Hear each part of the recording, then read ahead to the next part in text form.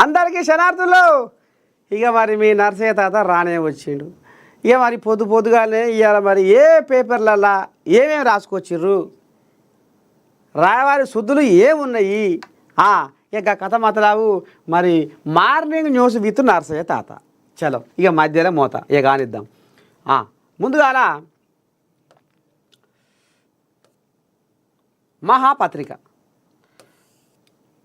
మహాపత్రికల హరీష్కు కీలక బాధ్యతలు.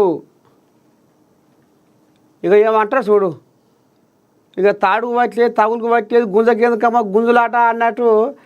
ఇక అయ్య పంచాది బీజ పంచాది. ఇక ఆ నడువు ఇట్లా ఇక ఈయన జ్వరపడ్డాడు. ఇప్పుడు ఈయన అంటే ఎర్రవల్లి ఫామ్ హౌజులనే అడుగు పెడుతుండు.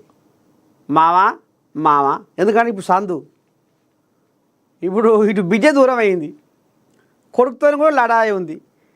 ఇక ఈ సందులో నేను జ్వరపడితే మా మామని చిన్నగా మత్పరిస్తే ఇక నాకు ఏదో ఒకటి చిన్నగా ఇక నిన్నమొన్న నాకు లేని లోటు ఇప్పుడు తీర్చబోతాడు మా మామ అన్నట్టుగా. ఇక ఈ కోయిలాగా ఇక మంచిగా ఎర్రవల్లి బావి కాడ పెద్ద మనిషి కేసీరావయ్య బావి కాడ అండబెట్టి ముద్దుగా ముచ్చట పెట్టుకుంటా, పకోడీలు తినుకుంటా, మిరపకాయ బజ్జీలు తినకుంటా. మునిపే ఇక నిండియాల మరి ముసురు పడుతుంది కదా. ఇక మంచిగా ఇక మామకు ఇంత మిరపకాయ బజ్జీలు పొట్నం కడకపోయి తీసుకుపోయి ఆశ ముచ్చట పెట్టుకుంటా. ఇక అటో ఇటో పార్టీని చక్కదిద్దవయ్యా, పార్టీ వంకర పోతుంది, ఈ కారు చక్కదనం గిట్ల అయిపోతుంది. కారు ఇక అనుగుబడ్డదో జంగు వచ్చిందో ఇక అది ఇక రేపో మాపో పాతినిప సామానికి వేయాలి అనే విధంగా తయారైతే వరంగల్ సభ పెట్టి నేను మూత మోగించి కారు పార్టీకి నేను జీవిగంజి వస్తే మళ్ళీ ఇదేందే ఉద్దారకం మన ఇంటి పంచాయతీ అది అని ఇక దాన్ని నువ్వు ఎటువంటి చక్కదిద్దాలి, సైజ్ చేయాలి. ఇక ఇది నీ వల్ల అవుతుంది హరీష్ అని. ఎందుకంటే మరి ఉద్యమం నుంచి ఎంట ఉన్నోడా చూసినోడా.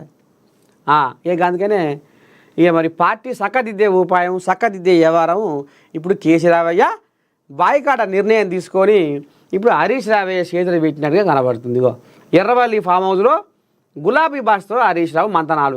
ఏం మంతనాలు ఉంటాయి, గయ్యే మంతనాలు. రేపు కాళేశ్వరంలో కథ ఏం జరిగింది, ఎట్టడి సంగతి అని అడిగితే అధికారులు ఏం చెప్పాలి, ఎట్ట చెప్పాలి. ఇక ఇలా ఇంకో ముచ్చట కూడా బయటకు వస్తుంది నిండియాల. ఏందయ్యా అంటే ఆనాడు ఈయన నీళ్ళ శాఖ మంత్రిగా, నీటిపారుదల శాఖ మంత్రిగా ఈయన ఉంటే ఆర్థిక శాఖ మంత్రిగా ఈటెల రాజేందర్ ఉన్నాడు.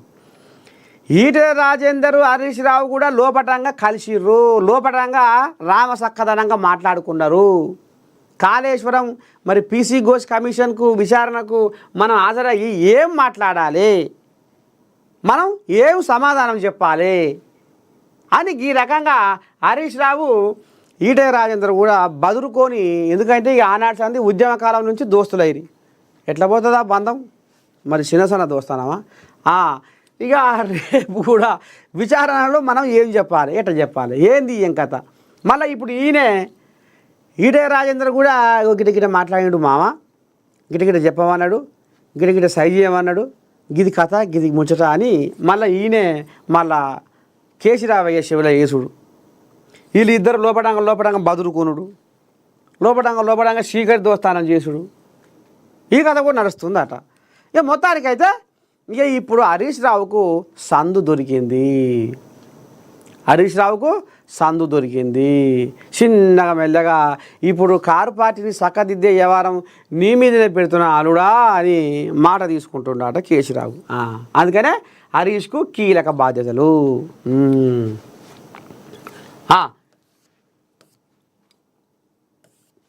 ఇగో వచ్చింది కవిత. తగ్గేదిలే, బీఆర్ఎస్ను కాపాడేందుకే నా ప్రయత్నం, ఎట్టి పరిస్థితుల్లో బీజేపీలో విలీనం కానియా.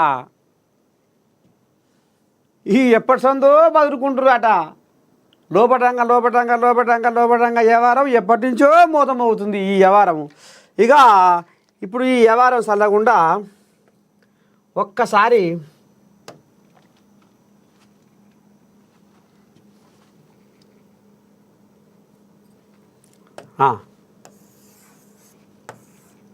అసెంబ్లీ ఎలక్షన్లు ఏడాది ఉంటాయి అనగా ఏది నిన్న జరిగినాయి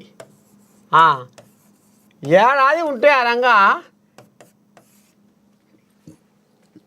ఇక అప్పటికే వీళ్ళు లోపడంగా మోపవుతుర్రట బీఆర్ఎస్లు బీజేపీ వాళ్ళు ఒకటి కావాలి అనేది మోపవుతుర్రట.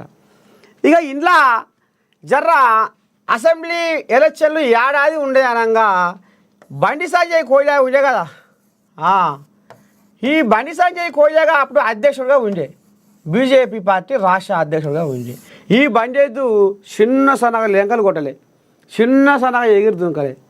ఈ కోయిలాగా అంటే మొత్తం కేసీరావు మీద ఇసురుకపడి ఆయన 10 ఏళ్ల రాజ్యంలో 10 ఏళ్ల పరిపాలనలో మొత్తం దోసక తిన్నాడు, కరగనాకిండు, ఎగనాకిండు, దిగమింగిండు అని ఇక ఈయన భాగవతం అంతా కేసీరావయ్య భాగవతం అంతా బట్టబయలు చేసుకుంటా పాదయాత్ర పేరు మీద ఊరు పైన కట్టిండు ఈ దొర. ఎవరు? బండి సంజయ్.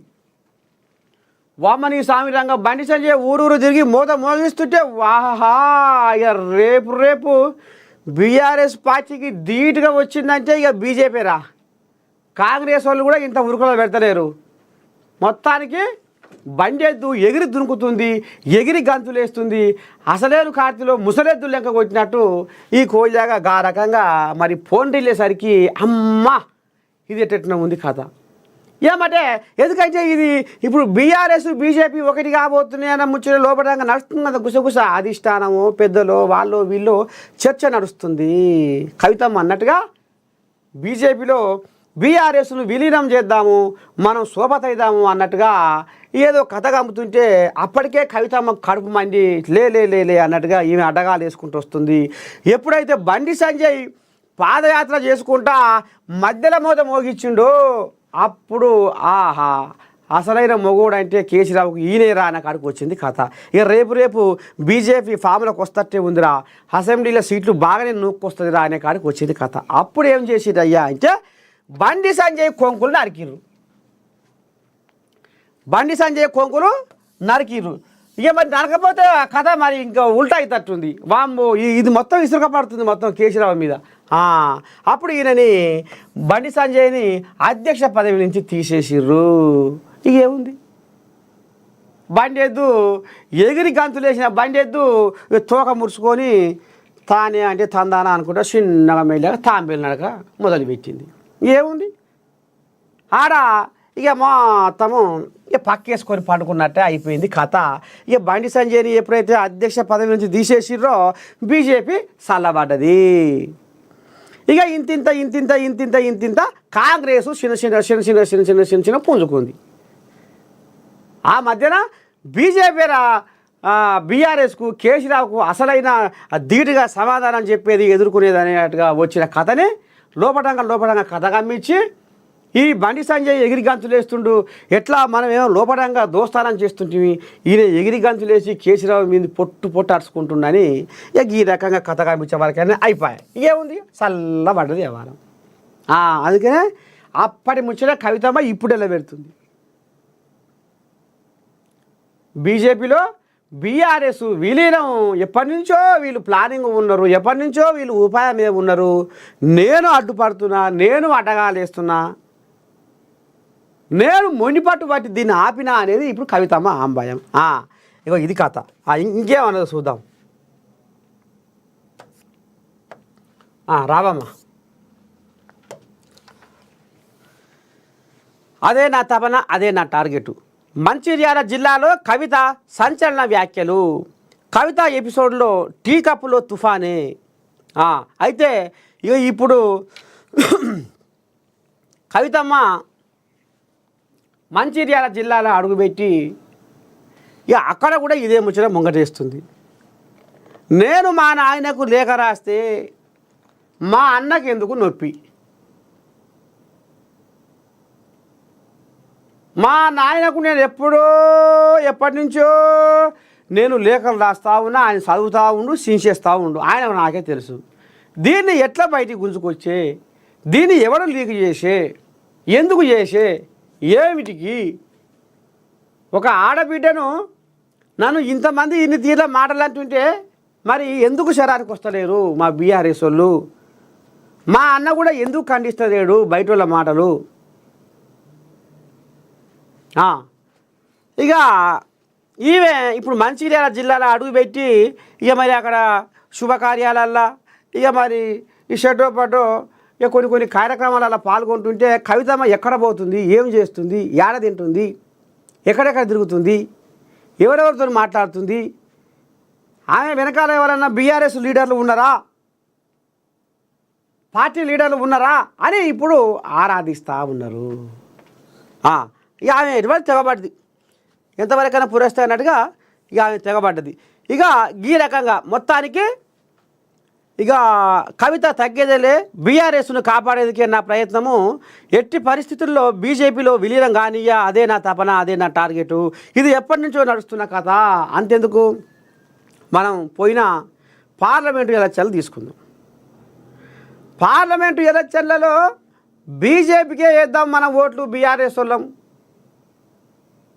బీజేపీకే వేద్దాం మన ఓట్లు అనేది ఎక్కడ వేస్తాం, ఏంది ఏం కథ అంటే అది సోషల్ మీడియాలో మొత్తం కోడై కూసింది. ఏది, వాళ్ళు మాట్లాడుకున్న ఆడియో ముచ్చట్లు లీక్ అయ్యి.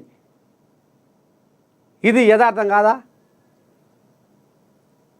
కరీంనగర్లో కథ నడిపిస్తే తెలంగాణ మొత్తం అది దద్దరిల్లిపోయింది, దిక్కులు పిక్కటిలేలా.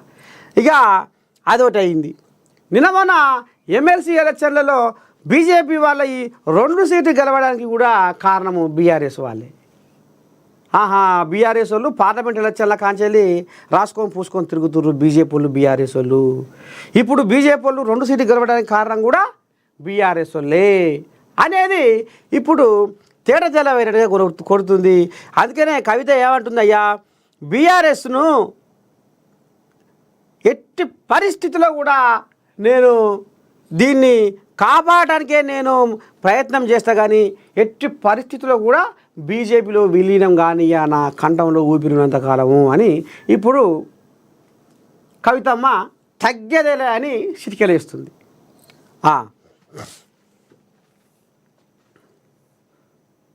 అయ్యో అన్నాడు చూడు, పీసీసీ చీఫ్ అన్నాడు, బండి సంజయ్ని తొలగించింది అందుకే, కవిత నిజాలు బయట పెడుతుంది, బీజేపీ బీఆర్ఎస్ రహస్యంగా కుమ్మక్కయ్యాయి, హరీష్ ఈటల భేటీ అయ్యారు, కేసీఆర్తో మాట్లాడారు, పీసీసీ చీఫ్ మహేష్ కుమార్ గౌడ్ సంచలన వ్యాఖ్యలు.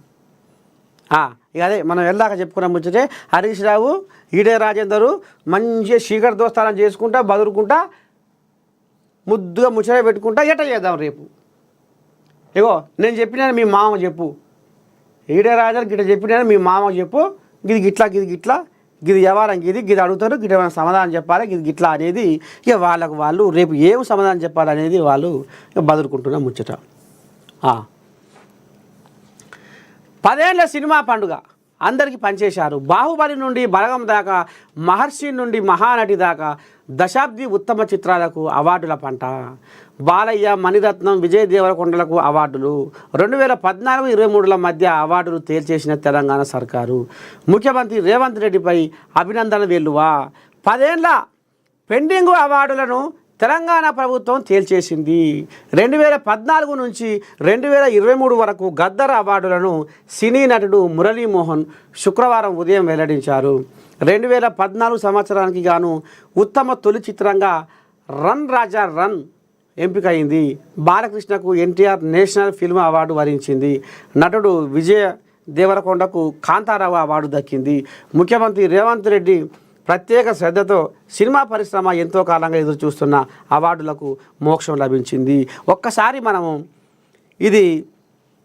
ఈ అవార్డుల పండుగలో ఏమన్నా అవకతవకలు జరిగినాయా?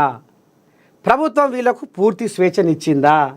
లేకపోతే ఏమన్నా రాజకీయ ఒత్తిళ్ళు, సినిమా ఇండస్ట్రీ నుంచి ఏమైనా ప్రలోభాలు ఎదురై మరి వీళ్ళని ఏమైనా ఇరుకున పెట్టి ఏమన్నా ఈ అవార్డుల విషయంలో ఏమన్నా ఇబ్బందులు కలిగి అవకతవకలు జరిగినాయా? అసలు ఏంది ఎంకత అనేది నిన్న నేనే స్వయాన మురళీమోహన్ కాడికి పోయినా.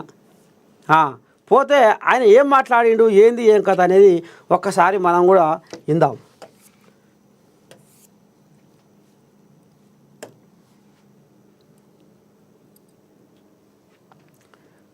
ఇదేంది పిల్లగా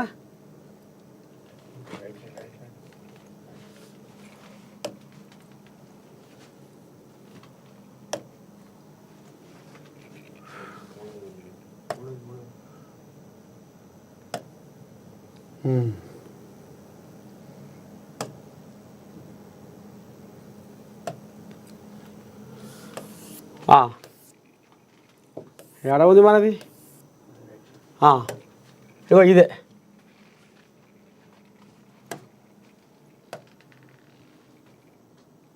ఇది సౌండ్ ఏది?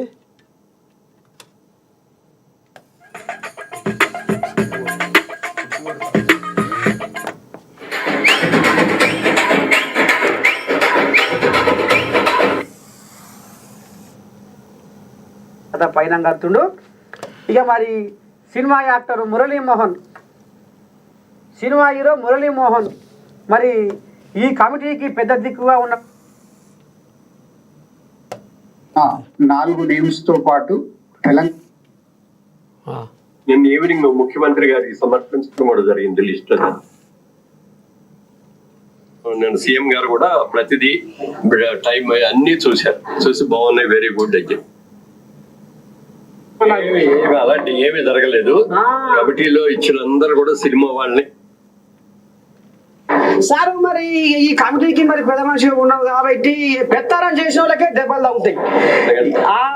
ఎందుకంటే మరి మురళీమోహన్ సార్ ఏమన్నా అసలు ఎటువంటి బాధ ఎదుర్కొన్నాడు, ఆయనకు ఎటువంటి ఇబ్బందులు కలిగినాయి. ఎందుకంటే మరి పెద్ద మనిషి కాబట్టి ఈ అవార్డు ఈ కమిటీలో ఈ అవార్డులు ఇచ్చే టైంలో ఏమన్నా కొద్దిగా ఏమన్నా అలాంటి ఏమీ జరగలేదు. కమిటీలో ఇచ్చిన అందరు కూడా సినిమా వాళ్ళని, సినిమాలో అనుభవం ఉన్న వాళ్ళని, డైరెక్టర్ని, లేకపోతే ఆర్టిస్టుల్ని, లేకపోతే అలా చేశారు. అందరు కూడా ఏకాభిప్రాయంతో చేసాం. ఇందులో డిఫరెన్స్ ఆఫ్ ఒపీనియన్ అనేది ఎక్కడా లేదు, చక్కగా చేసాం.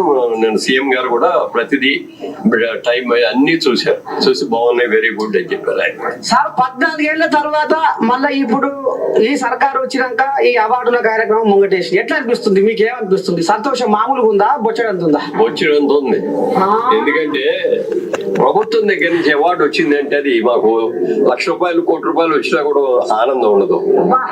ఇదిగో బెస్ట్ సినిమాగా ఇంకో వచ్చింది మాకు, అందులో నేను హీరోగా చేశాను, లేకపోతే నాకు బెస్ట్ యాక్టర్ వచ్చింది, బెస్ట్ డైరెక్టర్ వచ్చింది, గర్వంగా చూపించుకుంటాం. ఇదిగో మా అవార్డు ప్రభుత్వం ఇచ్చింది అని. మిగిలిన అవార్డులు ఎన్నెన్నా రావచ్చు, బట్ గవర్నమెంట్, స్టేట్ గవర్నమెంట్ ఇచ్చిన అవార్డు కానీ, సెంట్రల్ గవర్నమెంట్ ఇచ్చిన అవార్డు కానీ, ఆ అవార్డు వచ్చినప్పుడు ఘనంగా చెప్పుకుంటాం, ఇదే మా ఆస్తి అని చూపించుకుంటాం. అట్లానే ఇప్పుడు హైదరాబాద్ గ్లోబల్ ఫిల్మ్ హబ్గా మారుస్తా అని పెద్ద మనిషి రేవంత్ కంకణం కట్టుకుంటాడా, కళలు కంటుండు. మరి అది వ్యవహారం కలిసి వచ్చాడు అవుతుందటవా? డెఫినెట్ గా కలిసి వస్తాయి. ఇవాళ తెలుగు సినిమా అనేది ఒక తెలంగాణకు, ఆంధ్రప్రదేశ్ కు సంబంధించేది కాదు, వరల్డ్ వైడ్. వాళ్ళ బాంబే నుంచి హిందీ వాళ్ళందరూ కూడా తెలుగు సినిమా ఎప్పుడు రిలీజ్ అవుతుంది, ఏంటి, ఎట్లా బాగుంది, లేక ఏదైనా అవకాశం వస్తే వెళ్ళి తెలుగు సినిమాలో యాక్ట్ చేద్దాం అనుకోండి. వాళ్ళంతా కూడా గ్లోబల్ అయిపోయింది. వాళ్ళ ఇతర దేశాలందరూ కూడా ఫస్ట్ సినిమా చూస్తున్నారండి. అందరూ చాలా మంచి భవిష్యత్తు ఉంది. కమిటీలో సభ్యులు ఉంటారు కదా సార్, మరి ఇళ్ళ కొద్దిగా లీడర్లు కూడా కొంతమంది పెద్ద పెద్దలు కూడా ఏదో ఒత్తిడి చేస్తారు. అట్లేమన్నా మీకు ఏమైనా కలిగిందా, ఇబ్బంది కలిగిందా? ఇప్పుడు ఇలా ఇండస్ట్రీ వాళ్ళు కూడా మాకు కావాలి అవార్డు, మాకు కావాలి అవార్డు అన్నట్టు ఏమన్నా ఒత్తిడి పెట్టిరా? ఏమీ లేదు, ఎవరు కల్పించుకోలేదు. ముఖ్యంగా అసలు గవర్నమెంట్ తరఫు నుంచి కూడా మినిస్టర్ గారు కానీ, మా తెలుగు డెవలప్మెంట్ మినిస్టర్ గారు కానీ, ముఖ్యమంత్రి గారు కానీ, ఎవరు ఈ ఎమ్మెల్యేలు కానీ ఎవరు కాలేదు. అలాగే సినిమా ఇండస్ట్రీ వాడు కూడా వచ్చి మా సినిమా చూడండి, మా సినిమాకి ఇవ్వండి అని కూడా ఎవరు మొత్తానికి మీకు పూర్తి స్వేచ్ఛనిచ్చారు. పూర్తి స్వేచ్ఛనిచ్చారు. అందరూ కూడా ఇనానిమస్ గా అందరం కలిసి ఒకే మాటగా ఇది ఫైనలైజ్ చేశారు. ఇది మొత్తానికి అయితే మరి సినిమా హీరో పెద్ద మనిషి మురళీమోహన్ సార్ ఈ రకంగా మన ఏఎన్ఎన్ తోటి ఆమె పోసుకుంటూ మాకు పూర్తి స్వేచ్ఛనిచ్చారు. ఇలా ఎటువంటి ప్రలోభాలు కూడా లేవు, మరి మాకు ఇబ్బందులు కూడా రాలేదు. మేము అందరం బ్రహ్మాండంగా కలిసికట్టుగా ఎట్లా చేద్దాము, ఏం చేద్దాము, ఎవరికి ఇద్దాము, ఏంది ఏం కథ అనే దాని మీద ఆరాధించి అవార్డులు ఇచ్చాం అనేది హీరో మురళీమోహన్ సార్ చెప్పుకొస్తుండ్రు.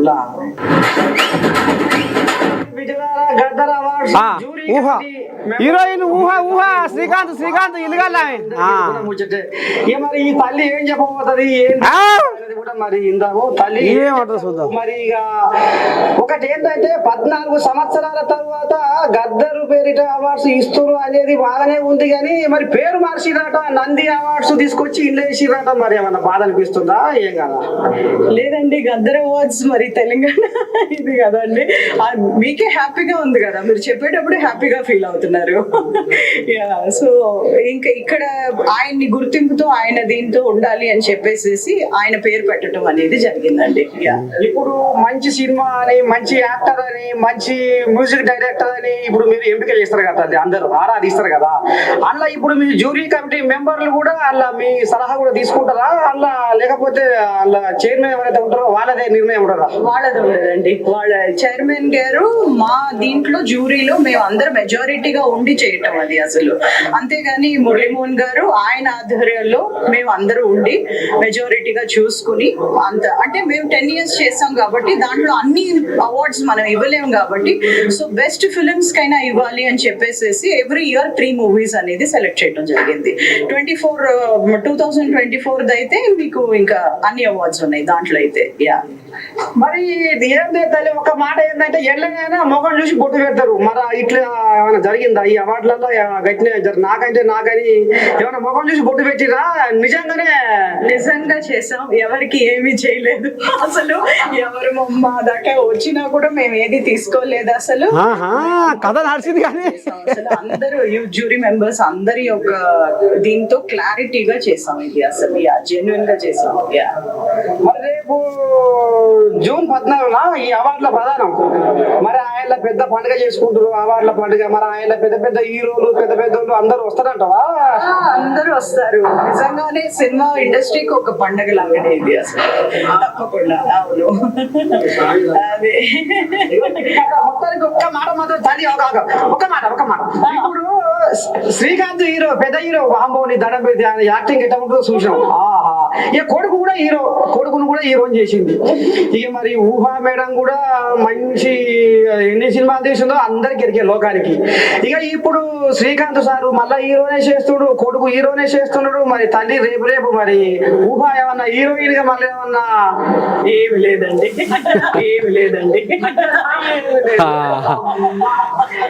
గీది కథ మొత్తం ఊహా గారు వెళ్ళబోసుకుని మొత్తానికి న్యాయబద్ధంగా ఇందారులా. ఇగో ఇది కథ, అసలైన కథ. అవార్డులల్లా ఇక వాళ్ళకు ఎవరన్నా మరి రాజకీయ ఒత్తిళ్ళు కానీ, సినిమా పరిశ్రమ నుంచి ఏమన్నా ప్రలోభాలు కానీ, మా సినిమాకి వేయాలంటే మా సినిమాకి వేయాలి, నాకే రావాలంటే నాకే రావాలన్నా, మరి ఎవరైనా గట్టినే ఎవరైనా మరి పుసుక్కున అంటే ఏమైనా ముఖం చూసి బొట్టు పెట్టిందంటే అదంతా ఏం లేదు. మాకు ప్రభుత్వము పూర్తి స్వేచ్ఛనిచ్చింది అన్నట్టుగా మరి వాళ్ళు చెప్పుకొస్తున్నాం ముచ్చట. ఇప్పటిదాకా మనం విన్నాం. చలో, మిస్ వరల్డ్ ఫైనల్స్కు రంగం సిద్ధం. నేటి సాయంత్రం ఐటెక్స్లో అంగరంగ వైభవంగా తుది పోటీలు. హాజరవనున్న సీఎం రేవంత్ రెడ్డి సహా ప్రముఖులు.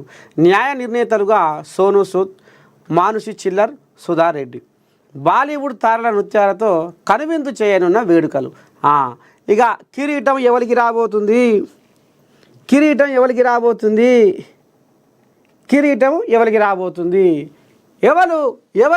ఎవరు మిస్ వరల్డ్ ఎవరా అందగతే, ఎవరా అదృష్టవంతురాలు అనేది ఇప్పటిదాకా మనము గుడ్ల పగిచ్చి చూస్తున్నాం. ఇక ఇవాళ తెలుతుందట మిస్ వరల్డ్ ప్రపంచ అందగతే ఎవరు అనేది ఇక ఇవాళ తేడతెల్లం కాబోతుందట ఐటెక్స్లో. చూద్దాం మరి ఎవరు ఈ కిరీటం అందుకుంటారో ఏం కథో ఇక రేపు మాట్లాడుకుందాం.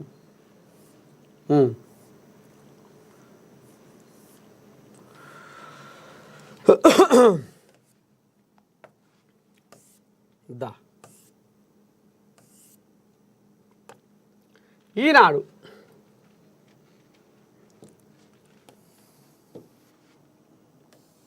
నేల తల్లికి సూక్ష్మ బహుమతి.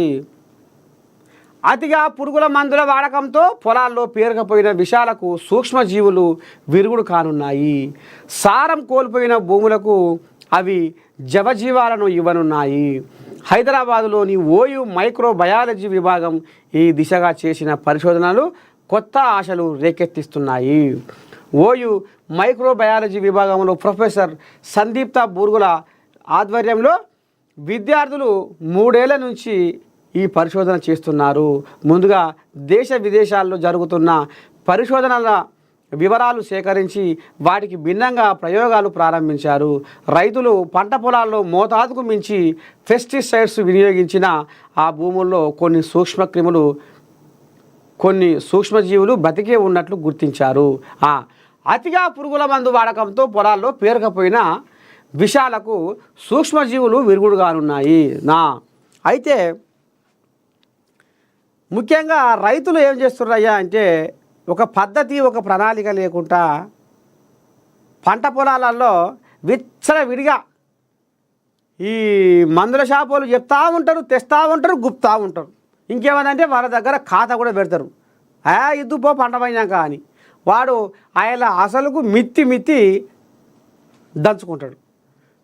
అట్లా కొంత రైతన్న పాగం పాడవుతుంది. అయితే ఇప్పుడు ఈ మందులు యూరియా కానీ ఇంకా వేరే వేరే కెమికల్ మందులు కానీ ఎక్కువ మొత్తంలో ఈ కెమికల్ మందులు యూరియా వగైరా మందులు వేసి ఈ భూమిలో ఉన్న కొన్ని పంట పొలాలకు పంట చేనులకు మరి మేలు చేసే కొన్ని క్రిములు కూడా చచ్చిపోతున్నాయి. భూమి కూడా ఇక మరి ఆ నేల కూడా అంతా చిన్న భిన్నమై మొత్తం ఖరాబ్ అయిపోయి పంటకు అంతా ఇక మన కుళ్ళినట్టుగా అయ్యి అంటే ఏపుగా వచ్చే ఆ పంటకు అనుకూలంగా భూమిని ఉండనిస్తలేరు. దాన్ని మొత్తం విచ్చలవిడిగా కెమికల్ మందులు వాడి భూమిని మనమే సారాన్ని కోల్పోతట్టుగా చేస్తున్నాం. కాబట్టి దాని మీద రైతులు దృష్టి పెట్టి మందులు తగిన మోతాదులో వేసుకోవాలని నేను కోరుకుంటుంది. ఇక్కడ నేల తల్లికి సూక్ష్మ బహుమతి అనేది 3 ఏళ్ల నుంచి పరిశోధన చేస్తున్నారట. ఇది ముందుగా దేశ విదేశాల్లో జరుగుతున్న పరిశోధనల వివరాలు సేకరించి వాటికి భిన్నంగా ప్రయోగాలు ప్రారంభించారట. ఎట్లా చేస్తున్నారు చూడండి. అందుకనే రైతన్నాలు పంట పొలాలలో ఇక మళ్ళీ రేపో మాపో ఇక నారు పోసుకొని మళ్ళీ నాటు పెట్టే కాలం దగ్గరికి వచ్చింది. ఆనకాలం పంట అంత మందులు మాత్రం తక్కువ వేసుకొని ఈ కెమికల్ మందులు ఎక్కువ వాడి మీరు ఆ భూమిలో ఉన్న సారాన్ని మొత్తం అంతా ఆగమాగం చేస్తుంది అనేది ఒక్కసారి మేము గుర్తు చేస్తున్నాం. లోకల్ సరకు బ్రాండెడ్ ముసుగు. ప్రధాన కంపెనీల పేర్లను తలపించేలా విద్యుత్ ఉపకరణాలు మార్కెట్లో విచ్చలవిడిగా స్థానిక తయారీ పరికరాల విక్రయం. కొద్ది కాలానికే వైఫల్యం, విద్యుదాఘాతంతో ప్రమాదాలు. రాష్ట్రంలో ఏడాదికి సుమారు 600 మంది మృతి. అక్షరాలు మార్చి ధరతో ఏమార్చి చూస్తున్నారు. అదే రంగు ప్యాకింగ్తో ఉన్న లోకల్ ఫ్యాన్ ధర తక్కువ అంటూ బురిడి. పై 2 చిత్రాలలో ఉన్న సీలింగ్ ఫ్యాన్ల ప్యాకింగ్ను గమనించండి. పైన ఉన్న ప్రముఖ కంపెనీ ఫ్యాన్ను 1400కి విక్రయిస్తామని దుకాణ యాజమాని ఈనాడుకు చెప్పారు. దాని కింద అదే పేరును తలపించేలా ఉన్న స్థానికంగా తయారైన దాన్ని 700కి ఇస్తామని తెలిపారు. ఇవి ఇక్కడే లభ్యమయ్యే పరికరాలతో తయారైనందునే ధర సగం తగ్గుతుందని తెలిపారు. పైనున్న దానికి ఐఎస్ఐ మార్కు ఉండగా కింది దానికి ఐఎస్ఐ మార్కు లేకపోవడం గమనార్హం.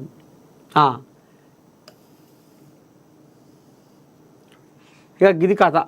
మొత్తానికి అక్షరాలు మార్చి ధరతో ఏమార్చి ప్రధాన కంపెనీల పేర్లను తలపించేలా విద్యుత్ ఉపకరణాలు.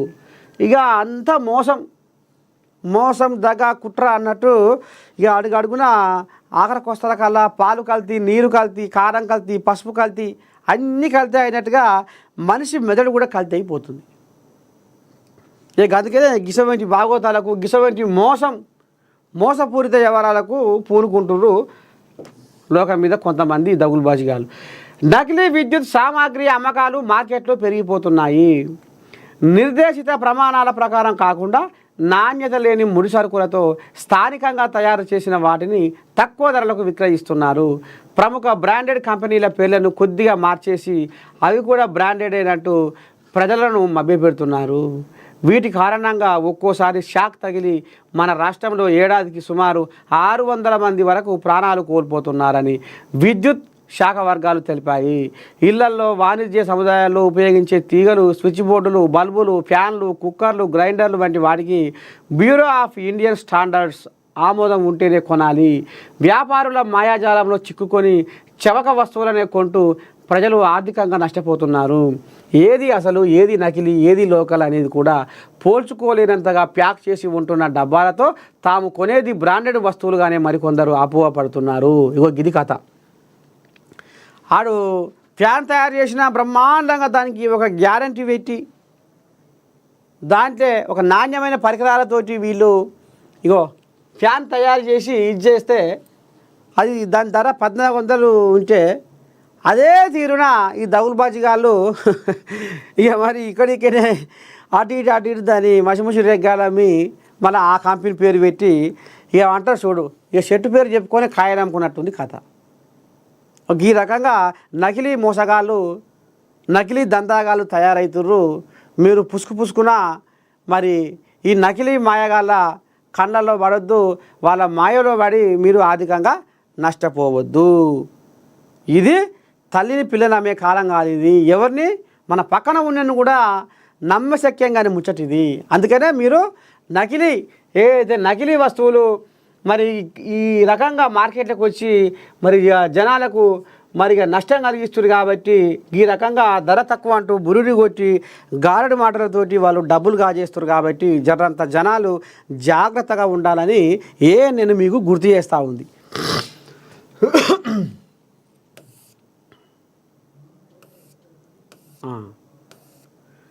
పార్టీలో 10 ఏళ్ళు ఎంతో ఆవేదన అనుభవించా, ఇన్నాళ్ళ సంధి దుఃఖం దిగమింగింది కవితమ్మ.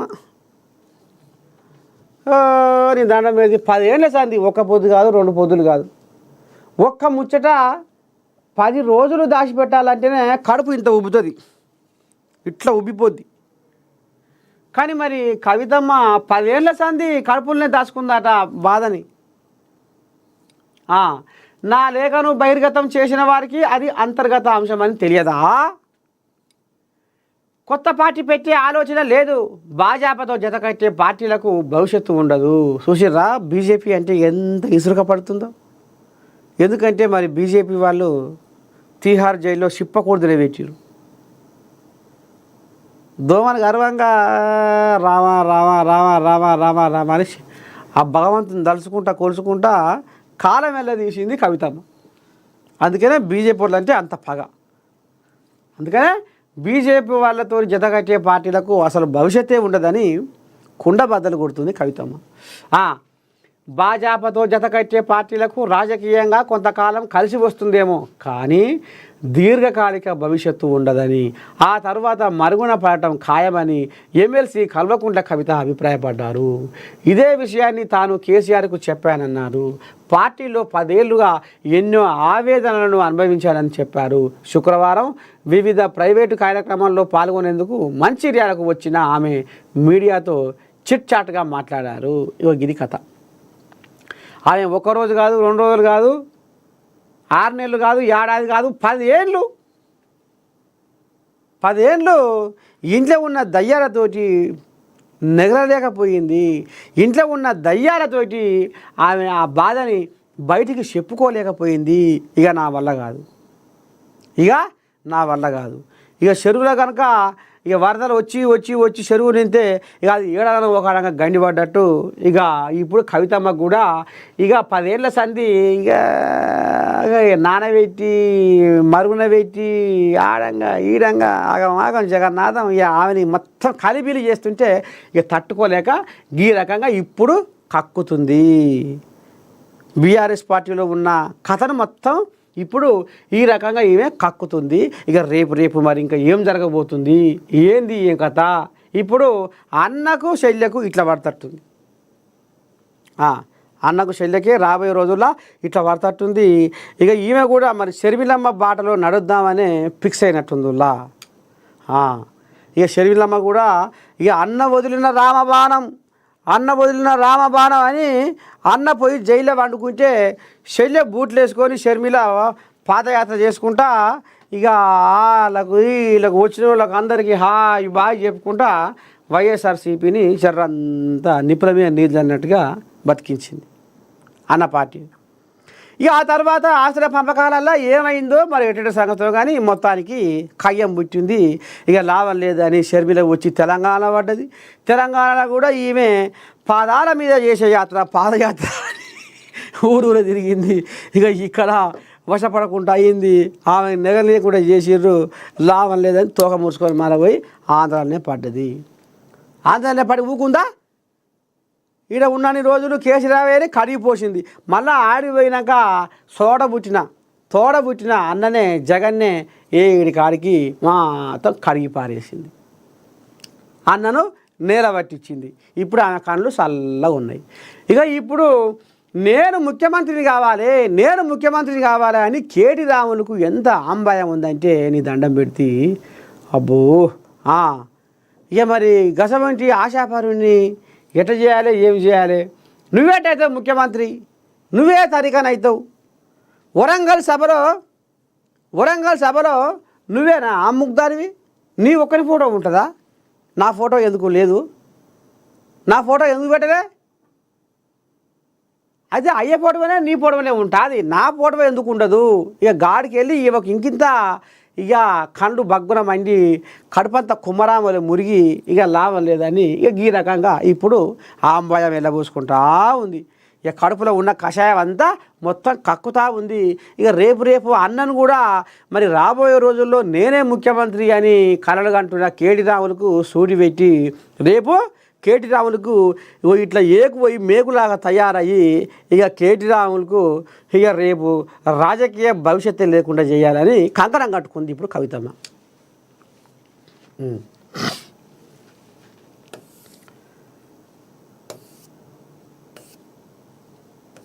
వీడవాడు సోదాల భయంతో కరెన్సీ కట్టలు విసిరేశారు. ఒడిశాలో అవినీతి అధికారి ఇంట్లో ఘటన.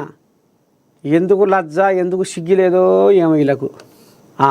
ఒక అవినీతి అధికారి ఇంటికి విజిలెన్స్ అధికారులు సోదాలకు రావడంతో కిటికీలోంచి నోట్ల కట్టలు బయటికి విసిరేయడం కలకలం సృష్టించింది. ఆ కరెన్సీ వర్షంతో స్థానికులు అవాక్కయ్యారు. ఒడిశాలోని భువనేశ్వర్లో ఈ ఘటన చోటు చేసుకుంది. శనివారమే ఉద్యోగ విరమణ చేయనున్న ఆయన శుక్రవారం విజిలెన్స్ వలకు చిక్కారు. గ్రామీణ అభివృద్ధి శాఖ చీఫ్ ఇంజనీరు వైకుంఠనాథ్ షడంగి ఆదాయానికి మించి ఆస్తులు కూడబెట్టారన్న అభియోగంతో విజిలెన్స్ అధికారులు 7 చోట్ల దాడులు చేశారు. విలాసవంతమైన బంగ్లాలు, 2 కోట్ల పైచిలకు కరెన్సీ, భారీగా ఆభరణాలను గుర్తించారు. భువనేశ్వర్లో దాడుల సమయంలో ఆయన కుటుంబ సభ్యులు 37 లక్షల నగదును భవనం కిటికీలోంచి బయటకు విసిరేశారు. విజిలెన్స్ సిబ్బంది ఆ నగదును ఏరి తెచ్చి లెక్కించారు. ఆయన పేరిట భవనాలు, ప్లాట్లు, 2.51 కోట్ల నగదు, షేర్ మార్కెట్లో 2.7 కోట్లు, ఫిక్స్డ్ డిపాజిట్లు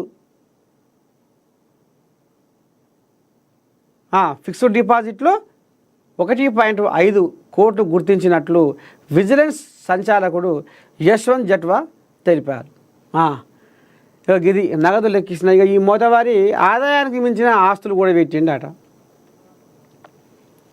నువ్వు ఎంత మెరిసినా నీది ఉట్టితోలేరా, నువ్వు ఎంత మురిసినా నువ్వు మట్టిపాలేరా, నువ్వు ఎంత మెరిసినా నీది ఉట్టితోలే, నువ్వు ఎంత మురిసినా నువ్వు మట్టిపాలే. ఈ అవినీతి పాడైపోను ఏం సకదనం నిన్ను ఇవాళ ముఖం ఎత్తుకోకుండా చేసే నువ్వు ఇప్పుడు బతికినా సచ్చిన కింద సమానమే. ఏం సకదనం? ఆడంగా విజిలెన్స్ అధికారులు వస్తుందని ఈడంగా కిటికీలకు వెళ్ళి 37 లక్షలు నువ్వు బజారు పాలు చేస్తే అవి మళ్ళీ ఆడంగా తిరిగి వాళ్ళే అందుకొని వచ్చి ఏరి లెక్క పెట్టి ఇవాళ నీ బతుకు నీ బతుకు పాడుపడా కాడికి వచ్చే కథ. రేపు ఏ ముఖం పెట్టుకో నువ్వు బజార్లో తిరుగుతావు. లంచాలు తీసుకునే ప్రతి అధికారికి నేను చెప్తా ఉంది, లంచాలు తీసుకునే ప్రతి అధికారికి నిన్ను మరి హెచ్చరిక చేస్తుంది. ఏందయ్యా ఇవాళ నువ్వు ఏ ముఖం పెట్టుకొని బజార్లో తిరుగుతావు? ఒక్కడి గుర్తుపెట్టుకోరు, దొంగతనం అనేది ఎన్నడూ దాగదు, సాటుమాటు వ్యవహారం అనేది ఎన్నడూ దాగదు. ఏదో ఒకరోజు కాలమే నిర్ణయిస్తుంది అన్నట్టు ఏదో ఒకరోజు ఆ కాలమే నిర్ణయించి నీ బండారం అంతా బయటికి లాగుతుంది, నీ బండారం అంతా బయటికి గుంజుతుంది, బజార్లు వేస్తుంది. అందుకనే మనుషులు లెక్క బతుకుర్రి. ముఖ్యంగా లంచాలు తీసుకునే అధికారులకు మళ్ళొకసారి నేను గుర్తు చేసేది ఏంటంటే, మీరు ఈ లంచాలు తీసుకొని ముఖమెత్తుకొని తిరగలేక లోపల మదనపడి మీరు బతికినా సచ్చిన కింద సమానమే, మీరు భూమి మీద బతికినా సచ్చిన కింద సమానమే అనేది మీరు గుర్తుపెట్టుకోవాలని మళ్ళొకసారి నేను మీకు గుర్తు చేస్తూ ఉంది.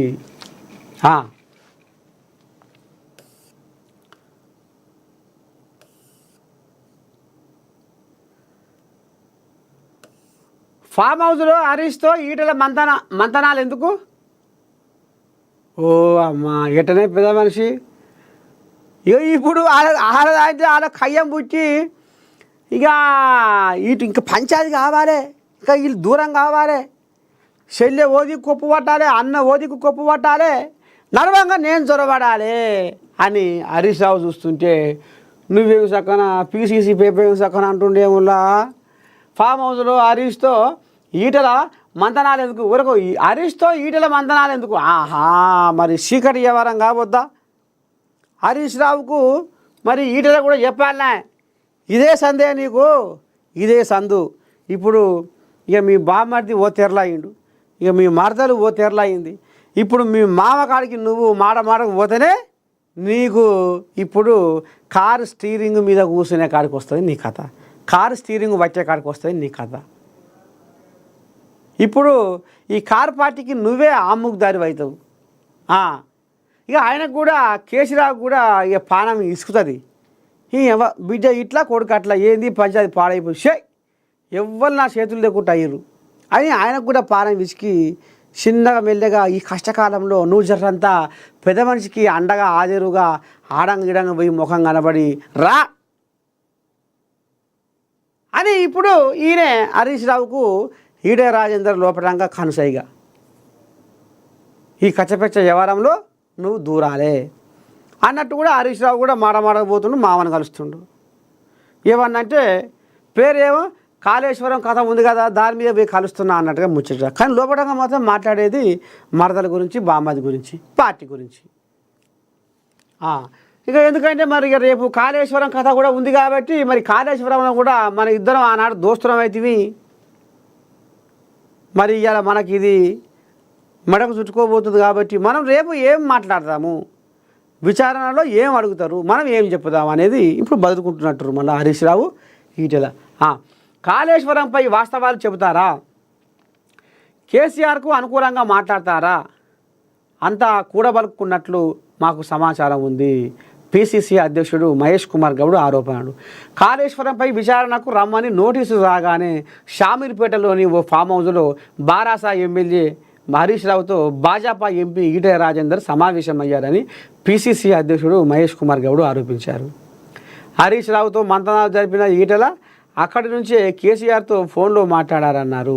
శుక్రవారం గాంధీ భవన్లో ఎమ్మెల్సీ బల్మూరి వెంకట్, అధికార ప్రతినిధులు సంధ్యారెడ్డి, నిజాముద్దీన్, దివ్యవాణితో కలిసి ఆయన మీడియాతో మాట్లాడుతూ హరీష్ రావుతో ఈటెల మంతనాలు ఎందుకు జరిపారు, గతంలో కాళేశ్వరం ప్రాజెక్టు బారాసాకు ఏటీఎంలా మారిందని మోదీ, నడ్డా ఆరోపించారు. ఇప్పుడు అదే కాళేశ్వరంపై విచారణకు రమ్మని నోటీసులు రాగానే కేసీఆర్ ఈటెల పాతబంధం మళ్ళా చిగురించింది. కాళేశ్వరంపై వాస్తవాలు చెప్పి మోదీ పార్టీలోనే ఉన్నానని ఈటెల చెబుతారా, లేక కేసీఆర్కు అనుకూలంగా మాట్లాడతారా అనేది కమిషన్ ఎదుట ఆయన చెప్పబోయేదాన్ని బట్టి తేడా తెల్లమవుతుంది. విచారణ కమిషన్ ఎదుట అందరూ ఒకటే మాట చెప్పి బయటపడాలని కూడబలుక్కున్నారని మాకు సమాచారం ఉంది. బారాసలో కోవట్టులను పెట్టాల్సిన అవసరం లేదు.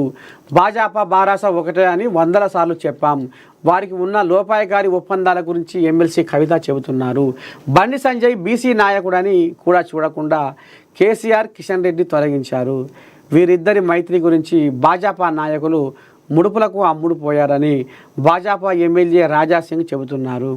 ఆయన ప్రశ్నలకు కిషన్ రెడ్డి సమాధానం చెప్పాలి. కేసీఆర్ కుటుంబంలో వాటాల కోసం వదిన మరదల పంచాయతీ మొదలయ్యింది. కేసీఆర్ రంగంలోకి దిగి వాటాలు పంచితే కుటుంబ పంచాయతీ తీరుతుంది. ప్రతి పార్టీలో ఇతర పార్టీలో చెందిన కోవర్టులు ఉంటారు. బారాసాలో కోవర్టులను పెట్టాల్సిన అవసరం కాంగ్రెస్కు లేదు అని మహేష్ కుమార్ గౌడ్ మాట్లాడారు. ఇక మొత్తానికైతే మరి ఇక హరీష్ రావు ఈటల ఎందుకు కలుస్తుర్రు, ఏమిటికి ఎట్ల సంగతి, ఇక మరి అలా ఇంట్లో పంచాది ఆ ఆస్తి పంపకాల వాటాల కాడ పంచాయతీ వచ్చిందనేది మరి కథ బయటకు వస్తుంది. కాబట్టి చూద్దాం దీని మీద. ఇక ఎంతవరకైనా కవిత మాత్రం తగ్గేదేలే అంటుంది. కవిత రోజుకొకరా రాయబారం తీసుకొస్తుంది, రోజుకొక ముచ్చట బయటేస్తుంది కల్వకుంట్ల కుటుంబం వాళ్ళది.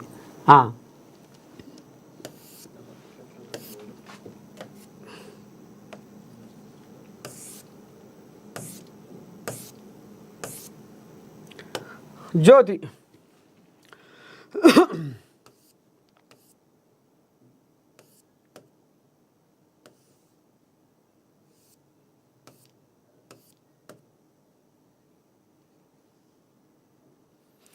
కమలంతో పొత్తు పెట్టుకున్న ఏ పార్టీ బాగుపడలేదు. ఇక అంతా చెప్పుకునే ముచ్చటే కానీ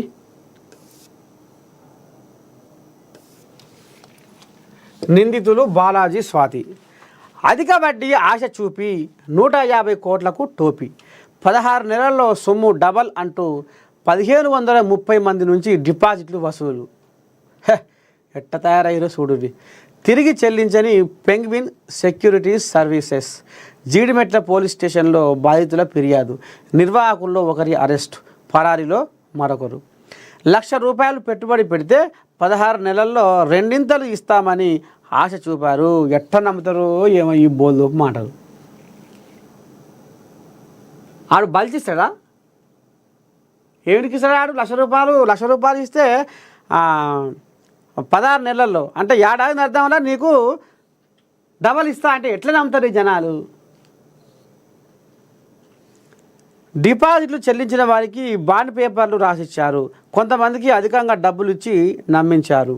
సుమారు 1530 మంది నుంచి 150 కోట్లకు పైగా వసూలు చేశారు.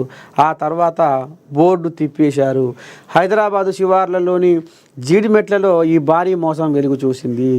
బాధితుల ఫిర్యాదు మేరకు శుక్రవారం దీనిపై పోలీసులు కేసు నమోదు చేశారు.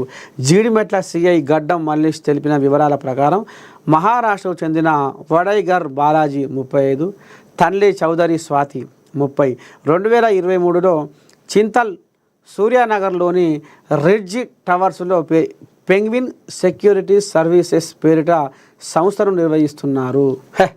చూసినారులా ఇంకో వీళ్ళే. నీకెందుకు, నువ్వు ₹1,00,000 కట్టరాదు, ఇక ముచ్చడే లేదు, నీకు ఏడాదిరా నీకు డబల్ ఇస్తాం అంటే 2 లక్షలు ఇస్తాం.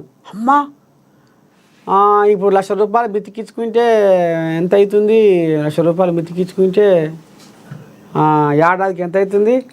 నెలకు 2,000 అంటే ఎంత అవుతుంది పిల్లగా? అయితే ఇక ఇప్పుడు మాకు లక్ష వస్తుంది కదా 16 నెలల్లో, ఏడాది అర్థంలా. అమ్మా ఇక లాభం లేదు. ఇక మేము అప్పు తెచ్చైనా సరే మేము ఈయనకి కట్టాలి. ఇక ఈ మునాషపోడు, ఇక ఈ వచ్చిరాంది ఈ మునాషపోడు ఇద్దరు వనగూడి ఈ రకంగా పాపం పేదోళ్ళ పొట్టగొచ్చారు. ఎన్ని కోట్లు? దాదాపు 150 కోట్లకు పైగా వసూలు చేసారు.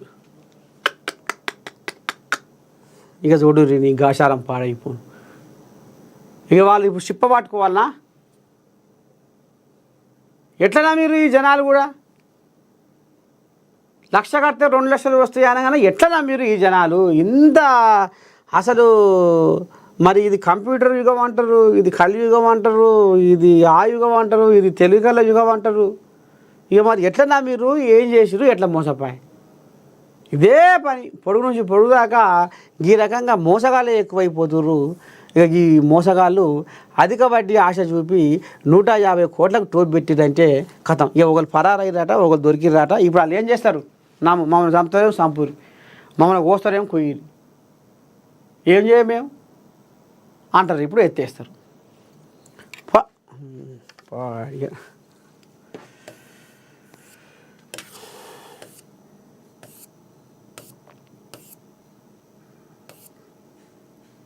అకాల వర్షాలపై అధికారుల అప్రమత్తం. జర్ర గ్రామాల్లో మిగిలిన ధాన్యాన్ని కొనుగోలు చేసేందుకు చర్యలు, గ్రామాల వారీగా వాహనాలు సమకూర్చి ధాన్యం తరలింపు, వారంలో పూర్తి చేసేందుకు ఏర్పాట్లు, రాష్ట్రంలోనే అత్యధికంగా జిల్లాల్లో ధాన్యం సేకరణ, తరుగు తీయడంపై వెల్లువెత్తుతున్న ఆరోపణలు, హమాలి ఛార్జీల వసూళ్లపైన ఫిర్యాదు.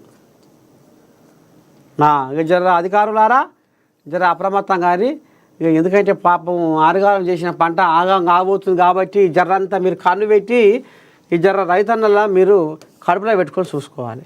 లేకపోతే వాళ్ళు ఇక వాళ్ళ బతుకంతా అన్నము రామచంద్ర. ఇంకేముందయ్యా అభిమాన వార్త?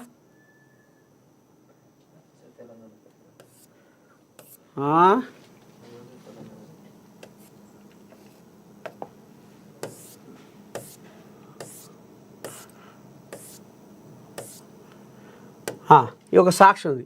సాక్షిలో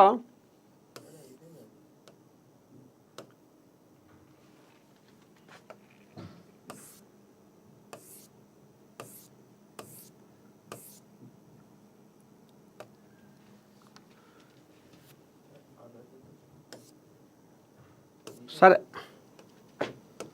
ఇక మొత్తానికైతే ఇక మరి మార్నింగ్ న్యూస్ విత్ నర్సే తాత కార్యక్రమం మరి ఇంతటితోటి సెలవు తీసుకుంటున్నా.